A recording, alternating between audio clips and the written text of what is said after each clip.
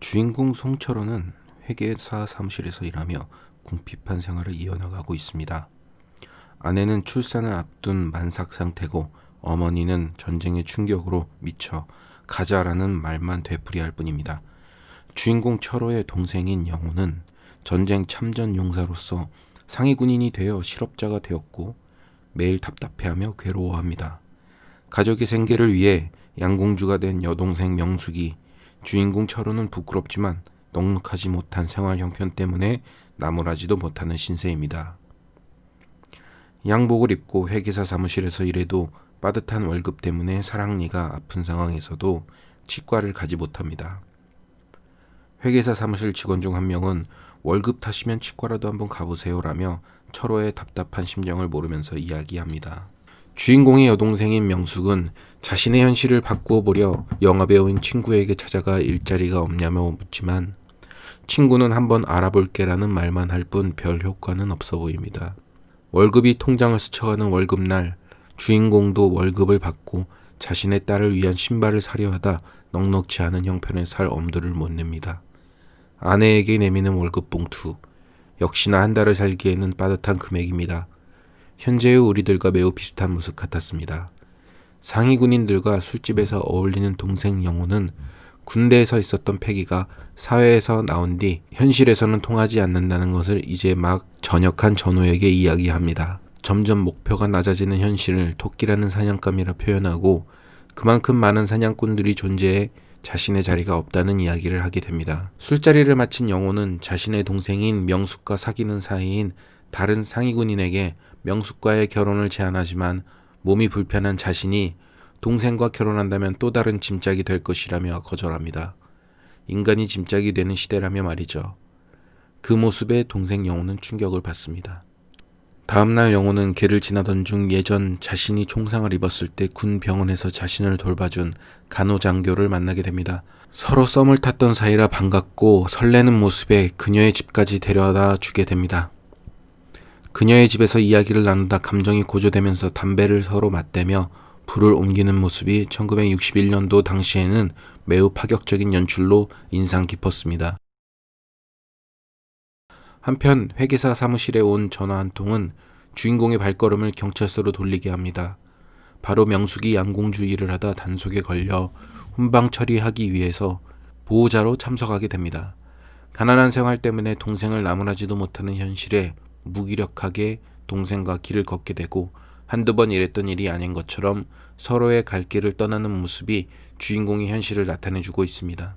동생인 영철은 여느 때처럼 상위군인들과 시간을 때우며 지내던 도중 영철의 여자친구인 영화배우에게 면접을 보라는 전화를 받게 되어 즐거운 마음의 영화사로 향하게 됩니다. 제안받은 일자리는 바로 영화의 주인공 역할이었습니다.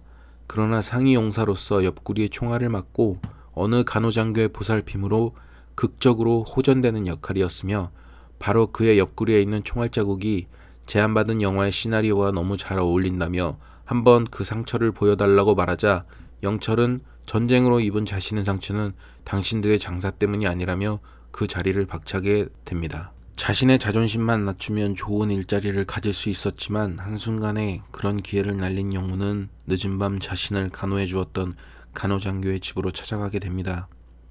늦은 밤 찾아온 그를 옆집에 사는 스토커로 오해한 그녀는 권총을 꺼내어 위협하려 하지만 이내 영호인 걸 알게 된 후 자신이 오해했다며 영호를 집으로 들이게 됩니다. 이때 감정이 고조되면서 결국엔 키스를 하게 되는데 60년도 당시 키스씬은 아마 매우 파격적인 연출이었을 것입니다. 아마 다른 영화 같았다면 파도가 치거나 비바람이 불거나 모닥불이 활활 타는 연출로 대신했을 테지만 이 영화는 그렇지 않았습니다. 다음날 그녀를 다시 찾아간 영호는 그 건물을 지키는 노인에게 충격적인 이야기를 듣게 됩니다. 스토커였던 옆집 남자가 그녀를 창문으로 밀쳐 살해하고 자신도 뛰어내려 자살했다는 이야기를 듣게 되었죠. 그 이야기가 믿기지 않아 그녀의 집으로 찾아갔지만 난장판이 된 그녀의 집을 보게 되며 그 이야기가 사실이라고 믿게 됩니다. 난장판인 집을 뒤지며 얼마의 돈과 그녀가 옆집 남자를 위협했던 권총을 발견하고 챙겨 그 자리를 떠나게 됩니다. 집에 돌아온 영호는 그 권총으로 은행을 털려고 하는 마음을 굳히게 되고 집에 돌아온 형과 말다툼을 하게 됩니다. 형처럼 전차값도 안 되는 월급을 받으면서 남처럼 살라는 말인가요?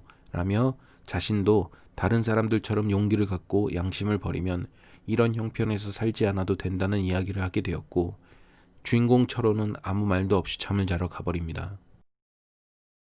다음날 동생은 은행으로 향하기 전 상위 군인에게 지프차를 가져오라며 전화하는데, 이 장면에서도 범행 후 곧 잡힐 것이라는 것을 암시하는 것처럼 새장 속에 갇힌 새들을 배경으로 하며 전화하는 장면이 압권입니다.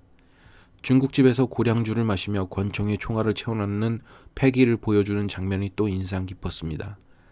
다른 상위 군인이 가져온 지프차를 타고 자신의 여자친구가 있는 영화사로 향하게 되고, 오늘 밤은 내 곁에 있어달라며 여자친구에게 이야기합니다. 이후 영호는 남대문 은행으로 향하게 되고 마침내 은행을 털게 됩니다. 계획대로 지프차를 타고 도망쳐야 했지만 영호가 은행을 털었다는 사실을 안 다른 상위 군인은 곧바로 도망치게 되고, 혹시나 하며 뒤쫓아왔던 여자친구는 영호가 은행을 털었다는 사실을 알게 되어 경찰과 함께 영호를 찾아갑니다. 당시는 긴박한 장면이었던 권총 액션씬을 보이며 돈다발을 든 영호는 도망치는데, 노동자들의 데모를 통과하고 복개천 내부를 통과하며 가난에 허덕이다 자살한 아이 엄마를 보며 소스라치게 놀라기도 하면서 도망치게 됩니다. 결국 폐공장까지 도망치다 여자친구의 설득으로 경찰에 붙잡히게 됩니다.